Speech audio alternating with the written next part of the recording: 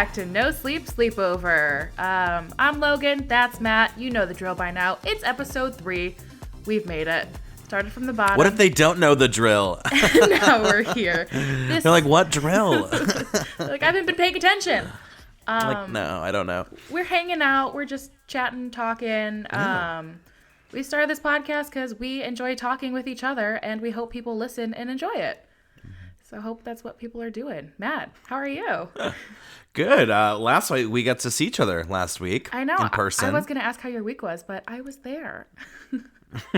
You were part of said week. We did glass blowing for the first time, so we made some pumpkin figurines. What did you think of the experience? Oh, boy.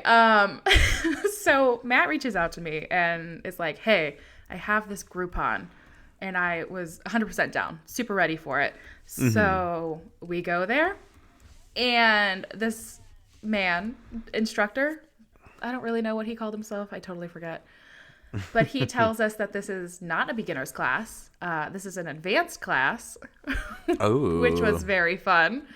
It was terrifying. I think I didn't like it, mostly. Okay. How did you feel about it? I was, here's the thing. I actually liked the activity. Mm-hmm.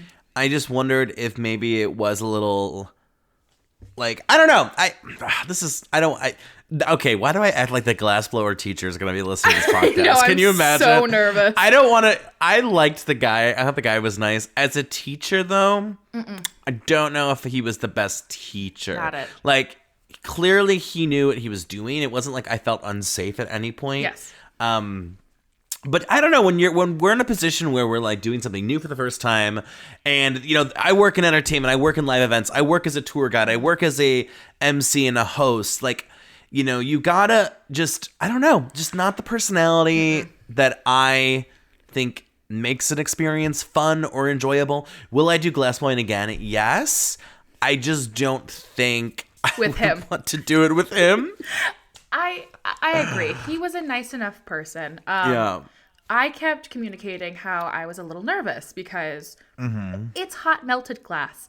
To make me feel better, he goes, well, I can take it out of the kiln or whatever and grab it if you want. And he did. He literally pulled out some liquid glass and grabbed it in his hand. And I don't know. I just that's not what an instructor should do, you know? Well, I think for you, that doesn't really help you. Like, I don't know. Like he was a glassblower first, teacher second, for sure. So I definitely think in the future, I want to do it where I'm with someone who like knows a bit more about how to like teach and prepare this subject, because it is intense. And I mean, like, sure, were we in a position where we're like, we're responsible. We're not going to be in a position where we're like reckless with these hot glass. But I don't know. It was weird. It was weird. And maybe that's why. But thank you to Groupon. Yes. Shout out Groupon. Not sponsored. It could be. Yeah. But I just also, and maybe this is stupid of me, but the actual blowing part of the glass blowing, so much work. Oh my goodness. Yes. I actually thought the blowing part was going to be easier than it was. Yes. The blowing part of glass blowing is hard. You really have to have a lung capacity. You got to keep going. You got to keep going. And you have to know when to stop, which I thought was really interesting. Like, there's a point where you, like, nope. Because you can shatter it. Easily. Absolutely insane. But, I mean, it was a lot of fun still. And I'm glad that we did it. I'm glad I got to do it with you. Yeah, no, for sure. But, yeah, probably never again for me. Never again for Logan. I'm open to it. So if anyone has a good glass blowing t-shirt, please let me know. Yeah. In the comments section. So if you listened to our podcast last week, we took our Harry Potter house quizzes. Matt, are you still upset? Okay, so you still are upset that you got a Hufflepuff. Yeah, I am. It's okay. Here's the thing. I want to clarify this because I feel like some people have been coming for me a little bit. It's not about Hufflepuff. It's about me. Does that make sense? Like, if you're a Hufflepuff like Logan, you be your Hufflepuff self. You be your cute, wootsy Hufflepuff self. But I am not a Hufflepuff. I know this. I know it in my soul. I know it in the previous multiple quizzes I've taken. I just know, knowing the characters that are supposedly in Hufflepuff, that's just not me. And I'm a little too bold and brazen, I think, for Hufflepuff. So, and I definitely think it's like a loss of identity thing. Like you said, you've taken 10 quizzes where you're a Gryffindor. So to all of a sudden have that be flipped around and, oh, just kidding, you're something completely different. Yeah. Something... I still stand by it. I'm a Gryffindor. Like, we could take that quiz again, and it could say I'm whatever. Nope. The data has shown many times this was an outlier. My friend actually sent me a test where it gives you percentages of each house. Oh. So I will send that to you after we're done. Let's send that to me. That's week 4. How about week 4 is redoing a revisit? The Harry Potter test. It's a revamp. But Harry Potter Test Part 2. If you did listen to last week, Matt made a comment at the end where we could look at our natal charts. And so that's what we're going to do today, because that sounds fun. And if you couldn't tell anything about us from our or from our Hogwarts houses, I'm having a moment, maybe you'll be able to tell us stuff about our charts. Because this is supposed to be... people can read this and know everything about you. Are you into astrology at all? Like, what's your relationship with it? So I do love astrology. I think, though, like anything, it just kind of is relative to what you need from it. I think it is, at least is interesting. See, I'm a huge fan of, like, astrology fits in this, even Harry Potter quizzes, or career tests, like just things that give you ideas. I mean, and if it's wrong, it's wrong. Or if you don't think it applies, it doesn't apply. But for me, it makes me excited to kind of reflect and do some self-reflection. That's why I like it. I do think, though, that I get more out of the natal charts and more of a deep dive into the signs than I necessarily do with like the weekly horoscopes. Yeah. The weekly horoscopes, I think, are a little, I don't want to say trashy. No, I definitely think they're the generic, like, we need to push some kind of content out. So here's this. Like this week will either be good or bad as you deal with something big that might be in your job, relationships, or finances. And it's like, well, you're covering every base. So it's, a little, but I think everyone should do their natal chart, though. I think it's really fun, especially if you do it with like a group of friends, like pop open some wine, like read about each other and like do some self-reflection. I think that's always something that I like. So absolutely. I have loved astrology. I feel like my whole life. When I was in elementary school, I had an astrology book that went through all the different signs and everything. And I was obsessed with it. I loved it. And so I've grown up interested in it. I don't know everything that well. Yeah. There's so much to it. I mean, it's like a science, it's the stars and everything. So I don't know it as well as other people do. But I'd love to learn. And so I love reading about it. And so this is really exciting. Yeah. I got to be honest. I mean, I know my signs and then crushes. I'll look up crushes. That's it. So there's like a few signs I have no knowledge about whatsoever. But fun fact, I seem to fall for Leos. Ooh, okay. So fun fact for you. Look at you. Look at me. I've been asking so many people their signs and charts lately and looking at CoStar. One of my coworkers, actually, she added me on CoStar. And so I was looking at her chart in front of her and like trying to dissect it a little bit. She's like, I don't know what this means. She's a Scorpio. Oh, very emotional, very intense, very grudgy. I told her I would shout her out. So if she's listening to this, hey. If she's not, then oops. She's like, I actually started listening, but then you made fun of glass blowing instructors, which I am one, and she turned it off. She was like, that was no, not today. For me. No, they were so rude about that. Sorry to all you glass blowers out there. That was just, I mean, I totally respect that. That was insane amount of work. It's just, here's the thing. There's just teachers and non-teachers. Like you could be really good at what you do. And he was. But then if you're not a good teacher, like then you shouldn't be a teacher. You know what I mean? Like that's the thing. There's that saying like those who can't teach. I completely think the opposite. Oh, you have to be a special kind of person to be a teacher. And I love all of them. And so, yeah, I totally respect teachers and people who can't teach, maybe don't. I feel like next week we're gonna be like, we apologize for I know, just being so mean. We apologize for being honest about a Groupon teaching special that we took. Watch this man message us and say, oh my god, if he listens, he's like, I was a subscriber. I tipped you guys in the tip jar or whatever. Like, oh, Sorry, man. sorry. So let's move on from trashing this one man who was a very nice person, by the way. I feel like Keke Palmer right now. I'm like, I do not know this I don't know man. this man. Sorry to this man. I have never seen this man, but So for our birth charts, we went to Cafe Astrology. I don't know about you. I printed mine out. I have 25. I did not. 25 pages of my birth chart. Did you read it all? Because it's been a long time since I've read mine. No, I was skimming it. So I looked at my. Basically, no, I didn't read it. So I looked at my chart. I looked at all that. I haven't read all the details because I thought it'd be fun to kind of read with you and see all that. So I think we should do our big three and just like compare those first. So if you pull up your chart, I already know what your sun sign is. So, my sun is Aquarius, for all you wondering. Which is the aquatic one, right? That's Well, it's an air sign, but which is interesting. That's so funny. I know, but the that it's an sign air is like sign. a water bearer. So, my moon is in Cancer, and my rising is Gemini. What's your big three? Well, my sun is in Libra, my moon is in Scorpio, and then I thought my ascending was Gemini, but I guess it's Aries, so I think it must be a time thing. I thought I was born at 7:30. Maybe in the past I put 8:30, so I gotta check with my mom. Be like, Mom, what time was I born? I literally texted my mom this week, and she goes, I don't know, maybe 2 p.m. Sometime. Cool, thanks, Mom. Thanks, Mommy. So roughly 2 p.m. She's a very nice lady. She listens to this podcast. So shout out, Mom. I appreciate you. She's not knowing what like, time I was stopped born." listening. I also stopped listening when they made fun of the glass blowing teacher. We're like, ooh. I was the second born, so I get not knowing the exact time that I was born. Yeah. But I think with my brother, she's like, yep, it was 4:32 in the morning, and I know what I was watching, and I know what I was born.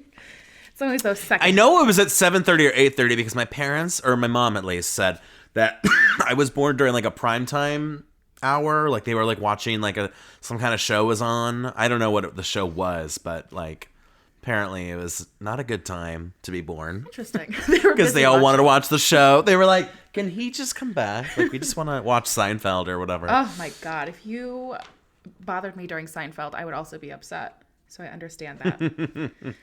Okay. So we are going to start with our sons. So it's kind of long, so excuse us, but this is interesting, and you clicked on. So, Matt, do you want to read all about your son in Libra? Yeah, I can do that for you. Okay. Let me pull it up, just double check. Woo! Okay. So, Libra are generally thought to be sociable and somewhat, keyword here, somewhat intellectual souls. They have an almost innocent way about them that makes them very approachable. I don't know if I'm innocent, but I'm definitely approachable, I think. Generally quite eager to cooperate. Libras spend a lot of time trying not to rock the boat. Here's the thing. I will rock the boat, but then like I'll rock it in order to not rock it. Yeah. Does that make sense? Yeah. Like I'll be like, here's what I think. Like I'll be honest with you, but you know what I mean? Like I gave it both ways a little bit. Sure for you. So yeah, in their lives they seek the middle ground. Oh, well, yeah, because, here we go. In theory, we're peace-loving, but in practice, they can quietly stir up all sorts of troubles. In the process, they may end up trying to be everything to everyone. This is where their reputation for untruthfulness comes from, because generally their untruths spring from a true desire for peace and fairness. Although they may not be comfortable with direct and malicious trickery, they feel totally justified when they lie in order to avoid making waves. Peace at any price. In that way, they seem harmless, but what can result is actually a ruckus, because those with Libra may crib about their lack of directness and their apparent inability to take a stand.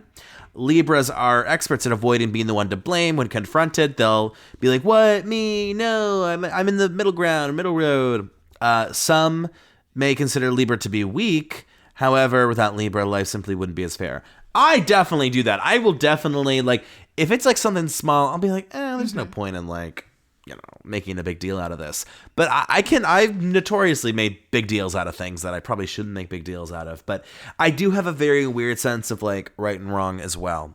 Like I will care very harshly about like the weirdest things that like to me it's about like the fairness and the amount of times I've said it's not about what they did, it's about the principle. Oh my God, I say that all the time. I could totally see that. We think of things in relative terms instead of absolutes. Absolutely. These people are always looking for the best way or the right way to live. Absolutely. I'm big on evolution. Harmony is the ultimate goal, but their idealism and high expectations can mean plenty of discontent. This is crazy. Yeah, I think this really does apply to me, honestly. If Libra doesn't learn to live in the moment, at least some of the time, they'll be in a constant state of unrest. Oomph. Oof. Shots fired. Ow. Cafe astrology. On an individual level, Libra represents these laws of civilization. They come across as very civilized and refined. I don't know about refined, but maybe sometimes. Has a great need to be part of a group, yes. Likes to mix with people and seek partnerships. Likes to respect justice. Approves of society's values. He is level-headed. And the weakness, though, may not think enough. He is frivolous. A dilettante in love? What is dilettante? I don't know. Yeah, there's some words throughout. Dilettante. What does that mean? Oh, like a person who cultivates an area of interest without real commitment or knowledge. Yeah, whoa. That is probably. I've never loved someone like romantically. So yeah, easily swayed by group pressure. Actually, no. I am not easily swayed by group pressure. Unless it's like, where did the group want to go for lunch? That I'll be swayed on. So yeah, that's like the overview. That's kind of crazy. It's like you read it and it's like ticking off those boxes. Like, oh yeah, that makes sense.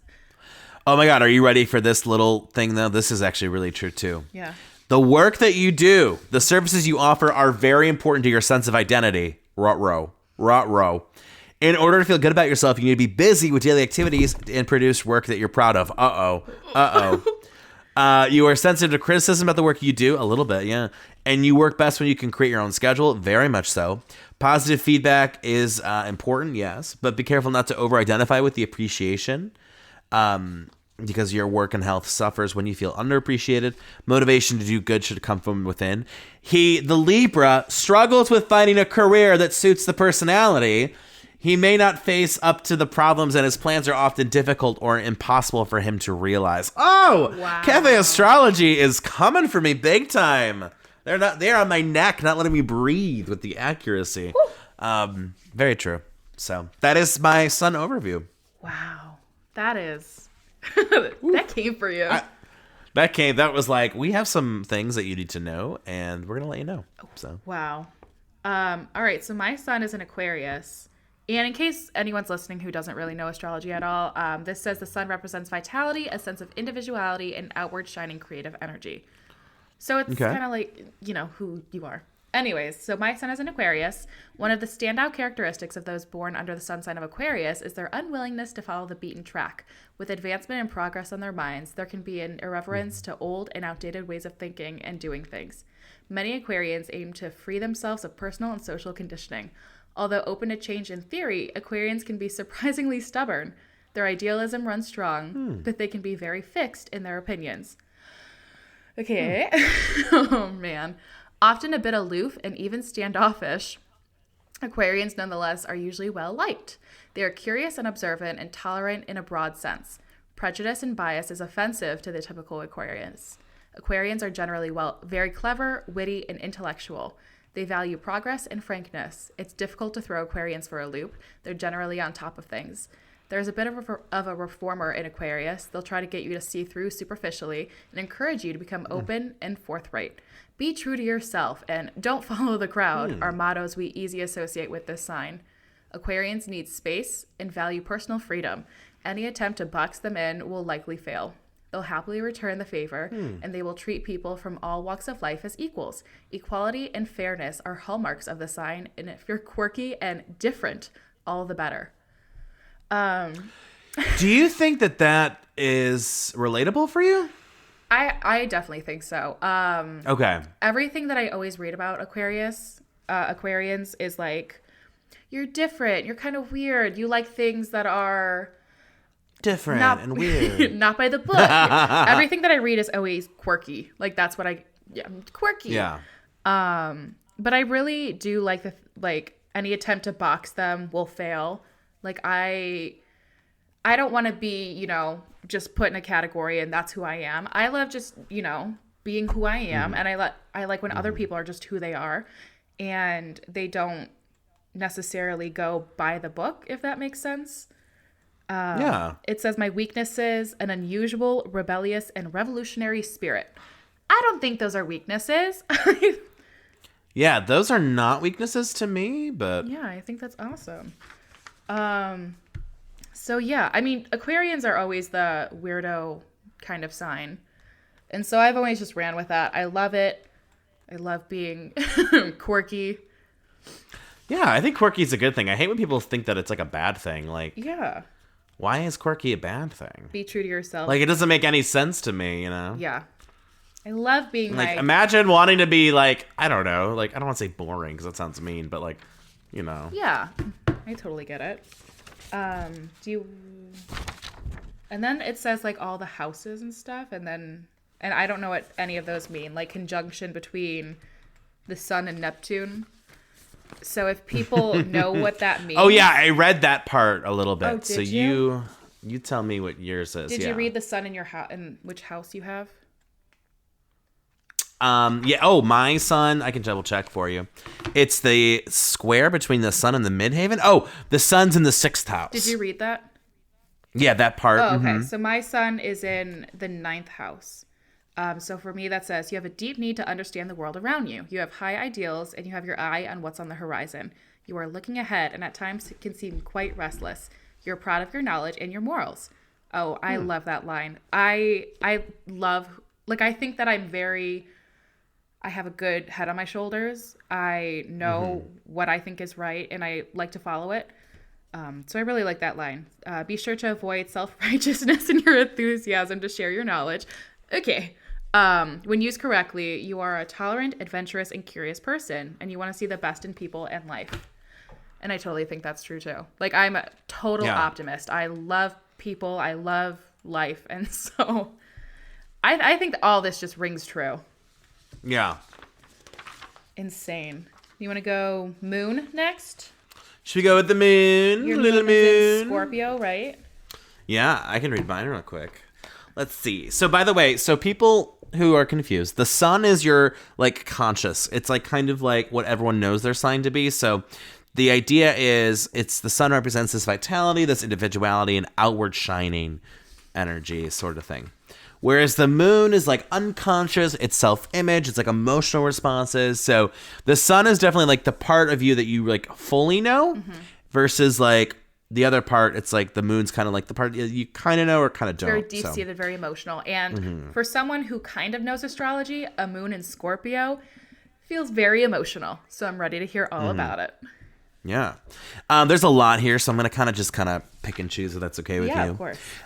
Diggers, when it comes to the world of emotion, they see behind facades and cut to the core of the person. Absolutely. I'm very good at kind of sensing when something is wrong or when it's right. Deep-seated need for transformation and rebirth can manifest itself. Yeah, I mean, that evolution. Most have powerful, emotionally intense lives. Yeah. Some feel like it's beyond their control. A little bit, yeah. I think so.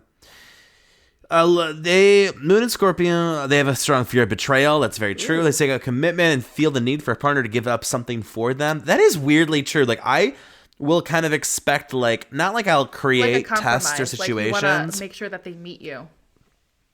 Well, like, I don't know. Like, to me, like, the loyalty, it can extend to something. Like if someone cancels on me because I work or vice versa, like that, like, no worries, like that no stress situation. Like, I hate when people make it like little big issues out of little things, you know, like, I don't know if that's what I'm, anywho, their lives are emotionally driven.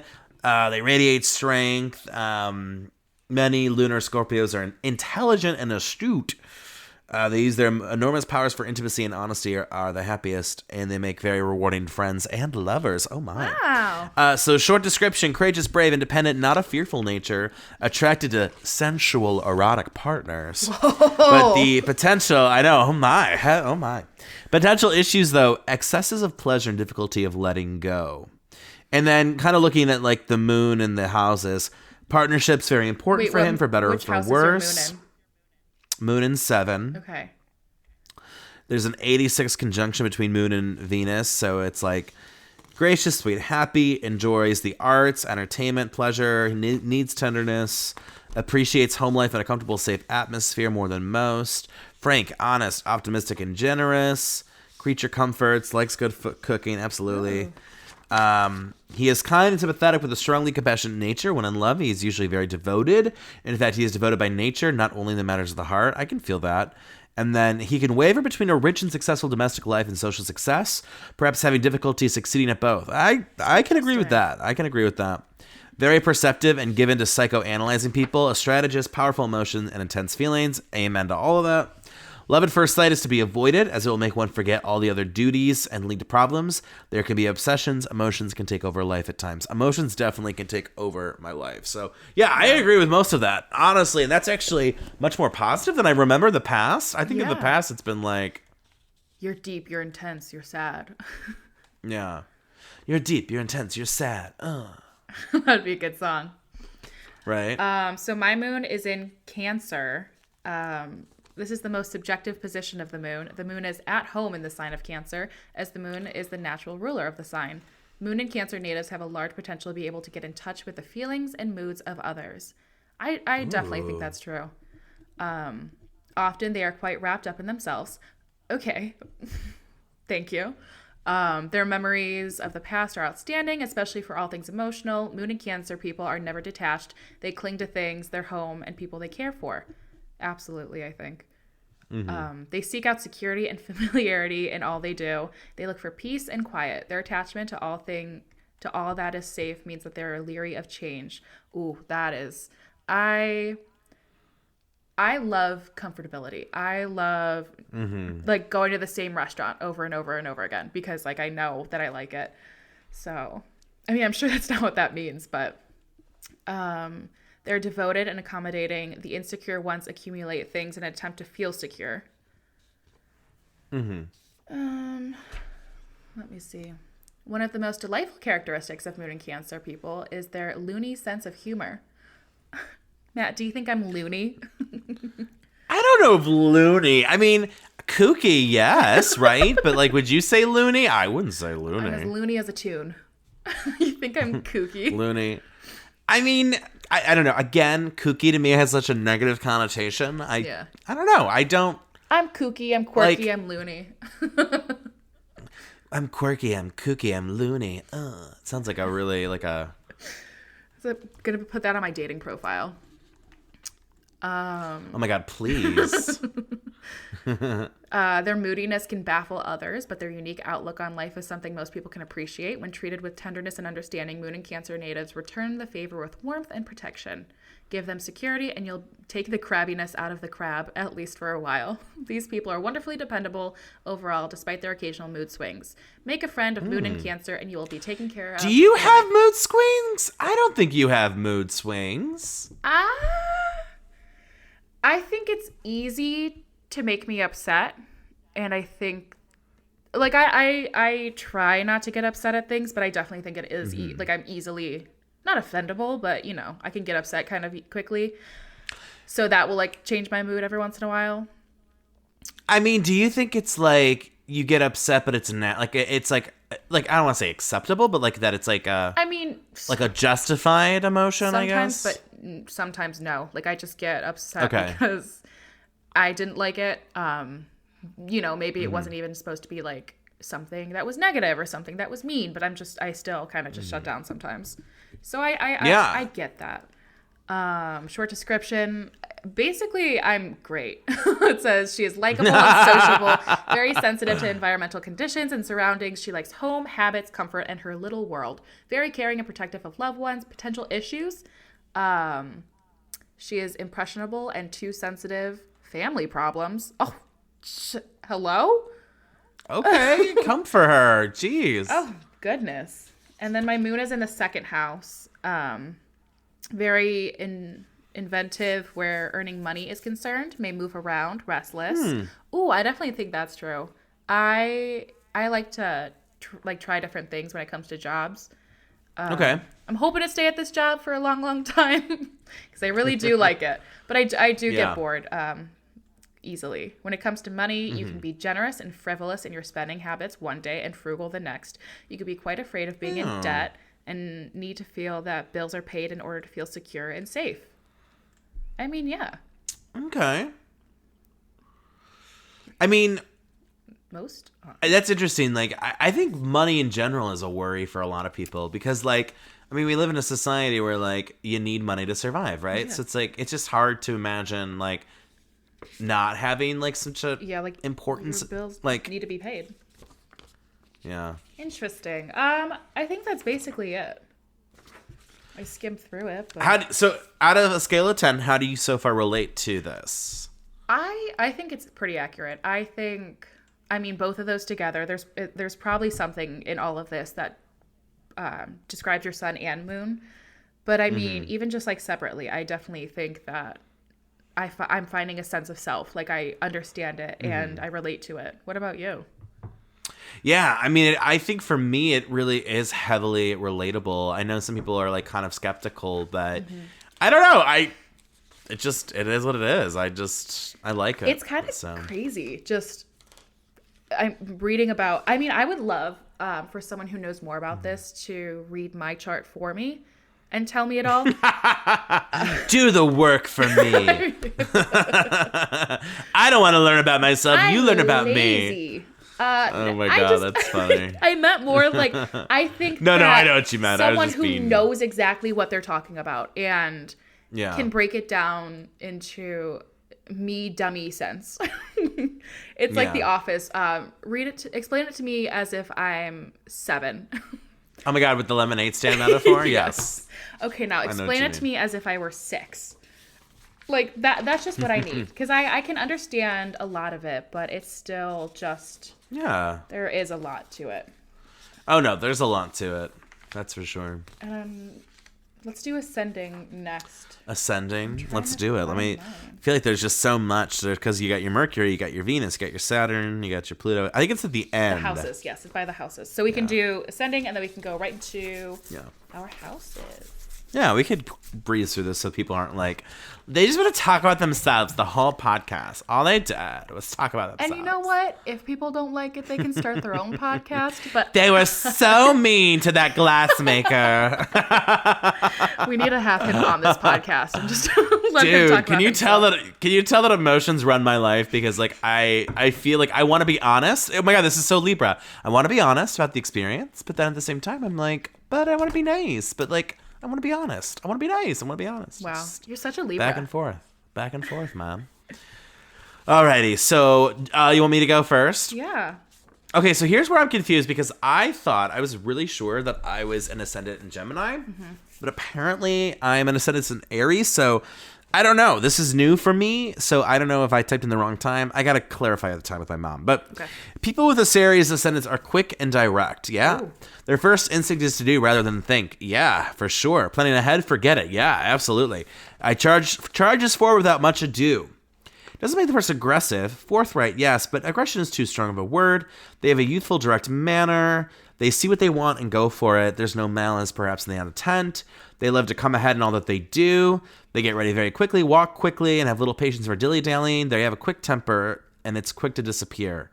Yeah. Rarely do you find Aries holding grudges. I don't know. Here's the thing. Is holding a grudge... Maybe this is just me. There's a difference between like holding a grudge. Like 20 years ago, you didn't eat my enchilada dip at the party, and I'm upset with you. That's a grudge. Yes. But is like, okay, a history of someone gaslighting you, I don't and you're think like, that's a grudge. I think that's taking care of yourself and being a smart person. see, that's what I think too. Because there's so many times where I'm just like, I don't like you, and it's not because of like a grudge thing. There's just been a history of like these behaviors, and I'm like, no. Yeah, I don't like that, think that's so. a grudge. I think that's, warranted. Aries loves action. We're always being activitous. Strength lies in enterprising ways. Finishing things they start does not always come easy. I don't know about that. But then again, it says unless the ruler of Mars is a under a Taurus or a Scorpio, which I actually think it is. So that actually weirdly works out, I think. I think my Mars is Scorpio. Oh, my Mars is Leo. Oh, well, anywho. Sorry, thought that was going to be a little bit more affirming. Headaches and sinuses and eye problems are the usual physical complaints. Yes, I get so many headaches, girl. See, I get like every day almost I get a headache. Isn't that insane? It's telling you physically how... This blows my mind. This is where it gets crazy for me. That one is really like, oof. Yeah. Rashes and acne on the face and shoulders. Well, yes, but broad shoulders. Yes, I have broad shoulders. Oh my God. Quick to smile, possess youthful charm. They stick to a role, like that role in their life. And then it says Gemini House 2 is Gemini. Wait, hold on. So financial six. Oh, do you want to just do the first one? I'm going to do my ascending first. Yeah. And then we can Okay, you do your houses. first one. Yes. Okay. So I have a Gemini rising. I've literally thrown all of my papers everywhere, so I am so scattered. I'm not really sure what rising like means for you. I think it's I'm not sure. Oh, let's see. The rising. So this is self-identity. Okay. The ascendant is the symbol of how one acts in life. It is the image of the personality as seen by others and the attitude that one has towards life. Okay, cool. So mine's Gemini. Those born with Gemini rising see the world as a place to learn. They're curious about the people around them. Sounds similar to Sagittarius rising? Well, it is, but there is some important differences. All right, tell me. While Sagittarius seeks to expand their mental and physical horizons in a broad sense, Gemini is mostly interested in moving about in their social circles. These are people who love to ask questions, to move around freely, and to mingle. Definitely restless and often quick in physical expression, natives of the Gemini ascendant exude, you know what I mean, an air of impatience, even if they don't mean it. In fact, there's a cleverness to Gemini ascendants that can intimidate some, especially sensitive folk. A certain lack of warmth in presentation can be the result, and although this style is generally a facade, it's not immediately apparent to most. Mm-hmm. Do you think that I'm have a lack of warmth in my presentation? Like, so is it saying, like, when you meet strangers, or is it just, like, a general lack of warmth? I think so. Like, when I, in my personal interactions, communications. So, yeah. I don't think so. I would say no on that. I mean, do you think strangers perceive you as a little intimidating? I would love to be intimidating. That's my life goal, honestly. But I don't think I'm an intimidating. So you want this natal chart to come true. You're like, I want to be an icy cold bee. Like, that's like the kind of... Yeah. I think that... I don't think intimidating's, like you said, quirky, that's not necessarily a bad thing. I don't think intimidating is a bad thing. I think people who are intimidating have such a strong aura to them, and I would love to be that, but I don't think that I am. But, like, I think that, like, I would say I have a strong aura, but not intimidating. It's like strong as in bold. Like, there are so many ways to have a strong aura. I think you have a strong aura. But I want to just not intimidating. I want an intimidating one. I want to be intimidated. I just don't think, no offense to your Hufflepuff self, I don't think, like, I don't know. Like, I don't think of you as intimidating, but, like, I think of you as strong. Well, I think of you as, like, tough and, like, you get what you want. So. Thank you. I don't know. That's just me. But I have found two styles of presentation most common with Gemini rising people. One style is bubbly, changeable, talkative, and a little quirky. There we go again. These natives are interesting and fun. They constantly explain things, whether it's their own behavior and opinion or those of the world around them. Another distinct style is a rather cool and intellectual demeanor. Not me. These natives are often quite witty and clever, but they present themselves in a less cheerful and changeable way than the first group. Yeah, I think I'm the first one more. Yeah, I think you're the first one. Gemini ascendants as children are often labeled as intellectual, inquisitive, and perhaps an odd child. Would your mom, listening to the podcast, like, by the way, yep. Would she say you're an odd child? Were you an odd child? What did you do as a child? I was weird. I was that weird kid for sure. Like, I mean, I always feel like I was definitely, like, not odd, but, like, an outlier because I was always, like, not, like, popular and, like, oh, my God, I'm so popular, guys, but, like, people knew me. I did a lot of things. I did a lot of service. I was a go-getter. But I wasn't like a typical, like a lot of people who people knew were like the hot people and like the football people and like the, like the pretty girly girls. Are we in like and, a like, early 2000s teen movie? I mean, that's when I went to school. So yeah, we kind of were. That's awesome. The jocks, the nerds, the band geeks. That's next week. We're going to talk about which table would you be at in the cafeteria. Plot twist, I didn't even eat in the cafeteria. That's how out of the cafeteria I was. I ate in the college department. Like there we had college counselors. Mm-hmm. I had my lunch in there because it was chill and I got to talk with the adults who like could actually, because like the kids are like, oh my God, you know how teenage boys, conversations with teenage boys. Oh, God. It's like, like that girl's pretty. Butts and stuff. I'm gonna like dunk your head in the coffee. It's just, Oh God! Every day I wake up and I thank God I was not born a teenage boy because I don't like remember. I gotta be honest with you. Like people will be like, "Remember that time in high school?" And I'm like, "No, I don't. I do not remember high school. Like I really don't. I barely remember anything. To be fair, but like." All I know in high school was I was busy. I did a lot of things. I mean, and apparently I took 3 years of Latin and I don't know any of it. So you took Latin? Yeah. Interesting. I took Spanish. I know agricola is farmer. And then I remember that like if you would put the end, it'd be like agricola, agricole, agricolum, agricolo. It's like, and the different endings had to do with like the tone or something. And I was like, that's just stupid. I don't know. It was not a good time. Huh. So I'm an odd child. I was definitely an odd child. My mother can back to you.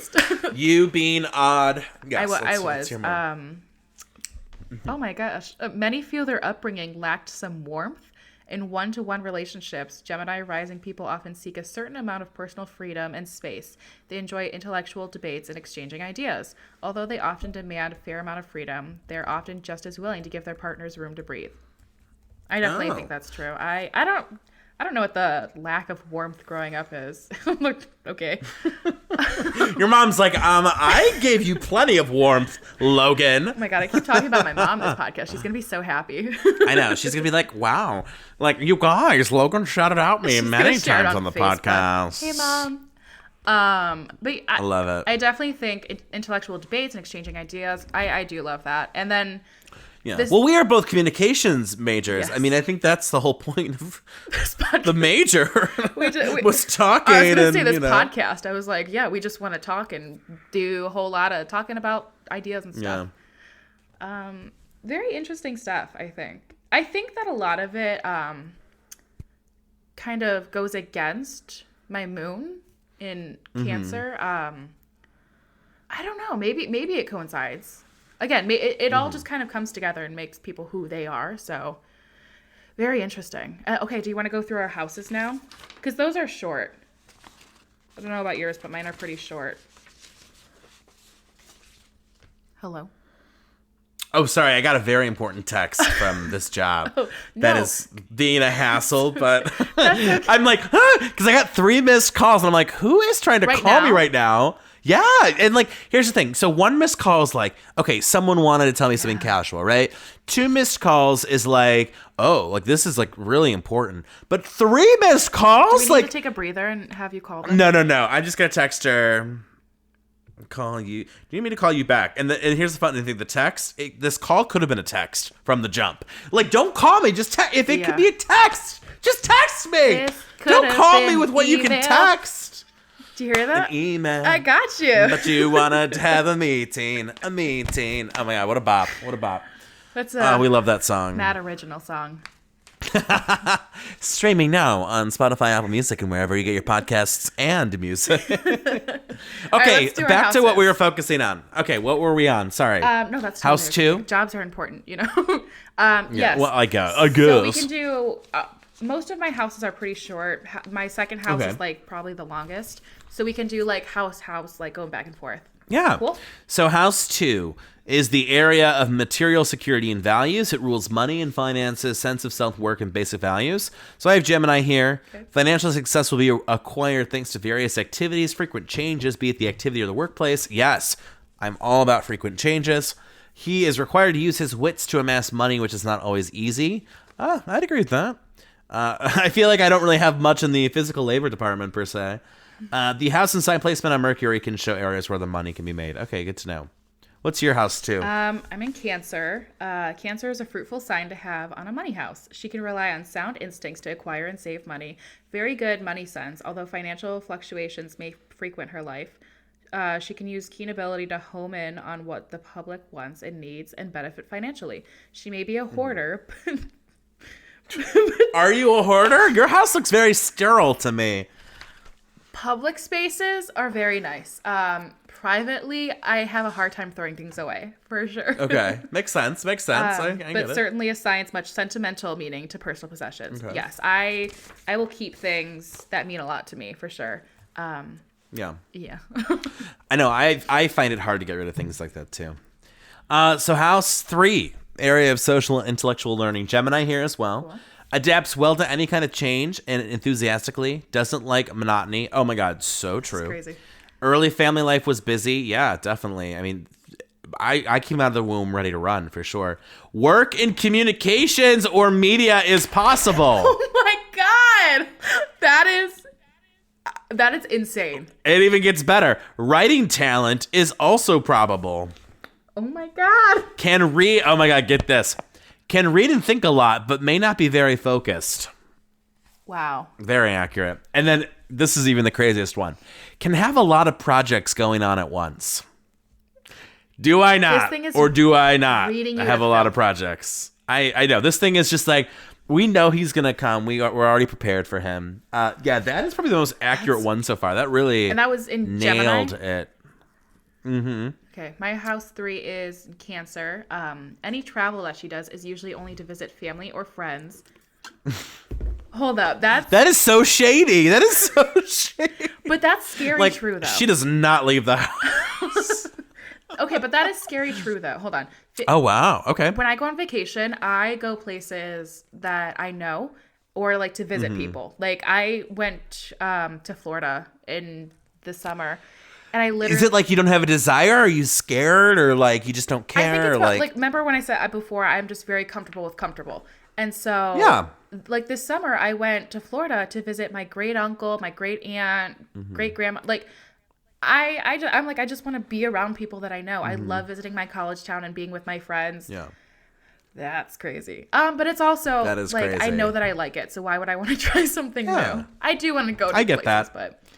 I get that, though. Family and dear ones are very important to her. They can always count on her in times of difficulty or trouble. Nostalgia is strong. Cautious in communications. She usually thinks before speaking. Yeah. I definitely... You're like, I guess. I definitely work... Logan's mom is like driving and listen to this podcast. Like, no, she does not. My daughter is lying. I definitely word vomit a lot. So I don't think... I think I'm cautious with important things, but I think... in a general sense, I just all the time. Yeah. Let's go number 4. 4th house, area of home, family, roots, deep emotion, sense of worth. I revere family life, and children may have a large place in my heart. I don't know about that. Wait, what's your house 4? I mean, I love what? What's your house? Cancer. Okay. Cancer. He's by nature calm, affectionate, delicate, and tender. I don't know about that either. Values peace and calm in the home. I gotta tell you, I do like a nice, peaceful, calm home. It's my oasis. This is my place, right?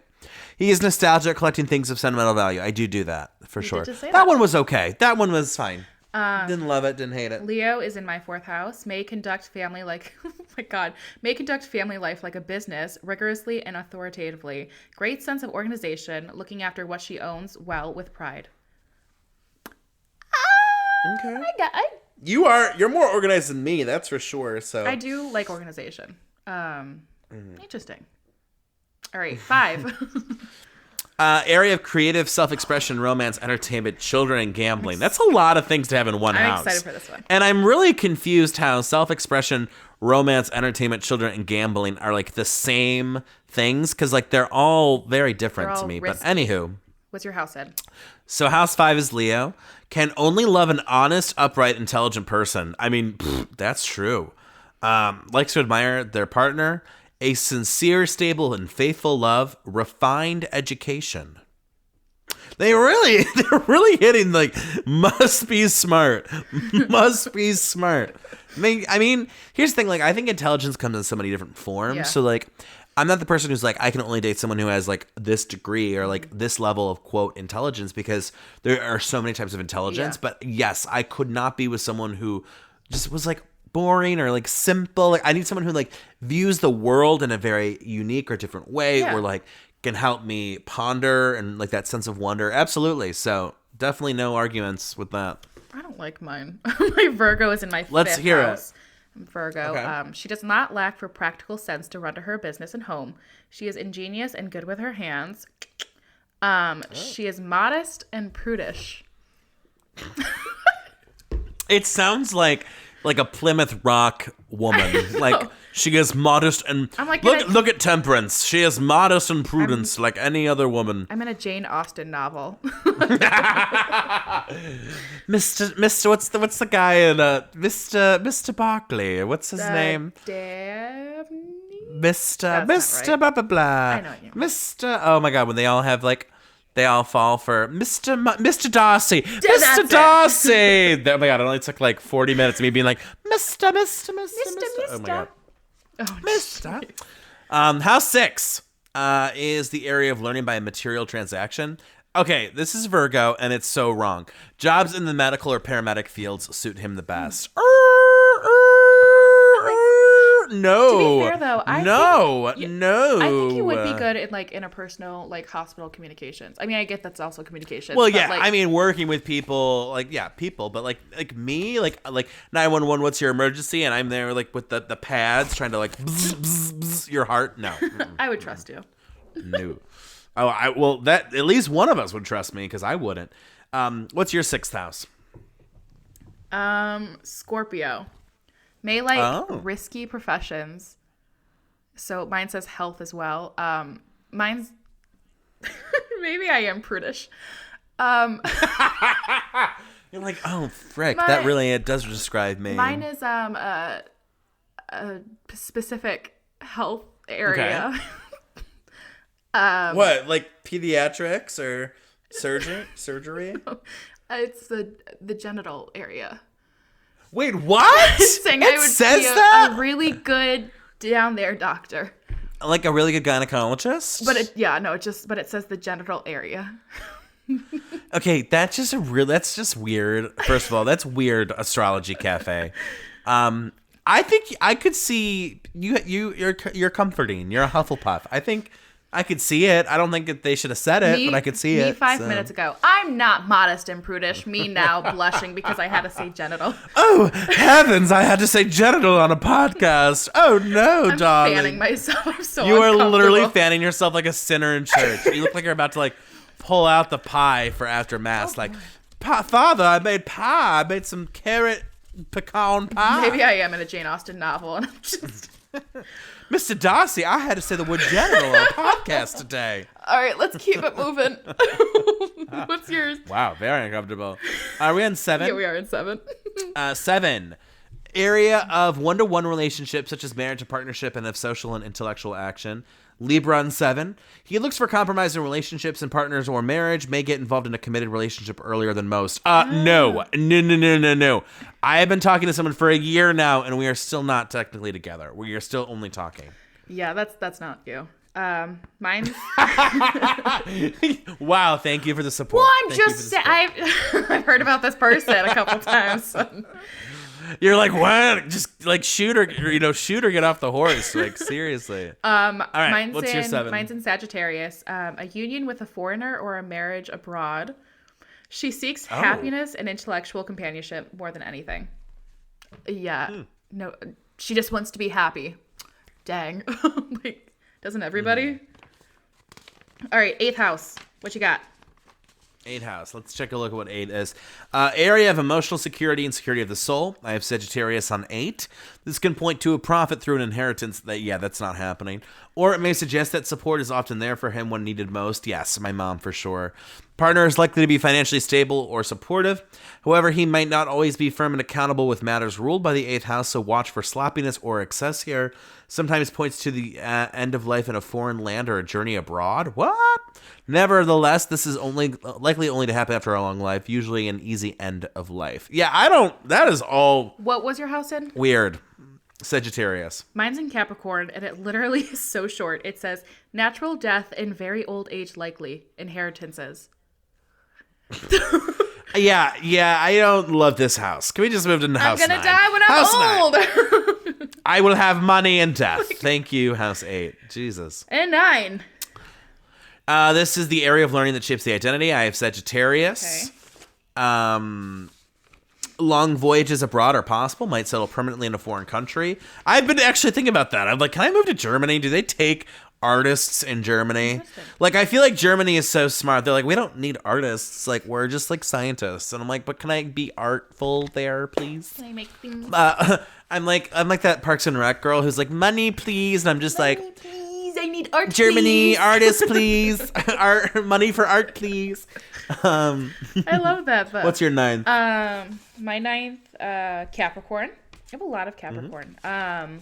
May tend to respect the religion in which she was brought up as a child, still holding to this belief, which is crazy because I was raised. Let's talk some religion. I was raised. We've already been talking for 50 minutes. This podcast, or like 60 minutes. Wow, this podcast episode is hitting a lot of things. I was raised Lutheran, and I don't go to church. I would like to though, but like I still believe in that faith, which is crazy. She likes justice and loyalty. All right, we have a couple more houses. Let's bang through. Do these. people not like justice or loyalty? I just love that idea that like I hate justice and I hate loyalty. Like loyalty what? and justice for all. Yeah. 10th. This is the marital action. Material. It represents, oh my God, material. Material action. It represents the work one will do in one's life, the place that one will take in the world of society. Oh, Ooh. heavens. Becomes more important as one grows older. Mine is Capricorn, actually. Someone who's completely trusted at work, respectable, irreproachable in his work and moral qualities, scrupulous and praiseworthy. I mean, a little bit. I could see that a little bit, but I don't know. I think at the end of the day, like, I do pride myself on my work, but I'm not necessarily scrupulous or necessarily praiseworthy, so... Fair. I don't know. Mine's an Aquarius. Success in teaching. Okay. She likes contact with others to speak and explain in the profession. Not a teacher, but 11th house. This is the area of search for social and intellectual security. Mine's Aquarius. Oh, shout out to you. Likes to remake the world with his friends. Yes, very true. These discussions can last the whole night, and with the ideal world created, he is happy to retire to bed. I love that. I actually really love that. Mine's in Pisces. She may only have a few friends, but with these friendships, okay, don't laugh. I'm not laughing at the idea of you having a few friends. I just like how they just said it so cavalier. Like, yeah, they might not have friends. So what? Who cares? With these friendships is sincere and frank. I do like that. Oh, that's cute. I like that. That's something that you could put like on one of those like signature, squibbles above the door. Like, only a few friends, but they are honest and frank and sincere. Like, yeah. All right. House in 12, our last one. Mm-hmm. This is the area of education emotion where we meet our karma, deal with endings, and where we bury things. Mine is Pisces. Contradictions and inner torments or harassments are possible. Ding, ding, ding, ding, ding. I am a living contradiction. I am very hard on myself. However, this is a good position for psychic awareness, helping others less fortunate. Oh, my heavens. Well, that is interesting. To say the least. Mine's in Taurus. Business affairs will have their highs and lows. Financial loss can be heavy if it does happen. Like, what does that mean? That sounds a little scary to me, doesn't it? It's like, ooh. Yeah. Ooh. Business affairs. Ooh. Ooh, business affairs. And literally, that's just like scratching the surface of everything. There are so many more planets. There are so many more conjunctions and everything that, I mean, we don't even have time for. There is so much stuff. Yeah, seriously. But this was fun though. I feel like we got to know a little bit about ourselves, about each other. Yeah, I definitely recommend that everyone look into their chart at one point. Again, even if you do like the basics like we did, I think you find things out about yourself. But if you can find someone who goes over every single step, I think it's worth it, honestly. I do too. Especially, oh my gosh, with the health stuff, like that's wild. I mean, I trust scientists absolutely, but it's crazy. Okay, well, thanks everyone for listening. I'm sorry this was a little longer than usual, but I hope you enjoyed it. You can listen to us wherever you get your podcasts, Apple Podcasts, Spotify, anywhere else, YouTube. We're on Starvolt Studios page. Peace out.